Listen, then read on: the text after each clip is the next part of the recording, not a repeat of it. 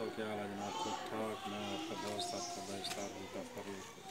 दोस्तों, अभी मैं आपको एक सियालकोटी कबूतर का शौक करा रहा हूँ। माशाल्लाह बहुत अच्छा ये फ्लायर है।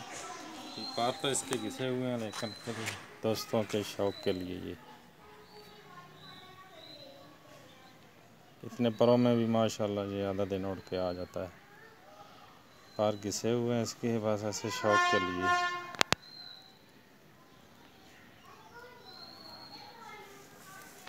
ये कुंदा है जिसका, देखिए पार घिसे हुए हैं इसके। माशाल्लाह बहुत अच्छा फ्लायर है। मैं कुछ दोस्तों की फरमाइश पे ये दिखा रहा हूँ। आखिरी पार बिल्कुल घिसे हुए हैं इसके, छोटी दुम है और बिल्कुल बंद दुम का खुश्क पंजे हैं।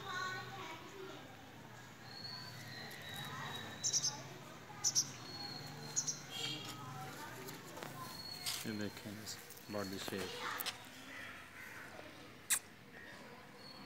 माशाल्लाह बहुत फेवरेट है मेरा ये कबूतर।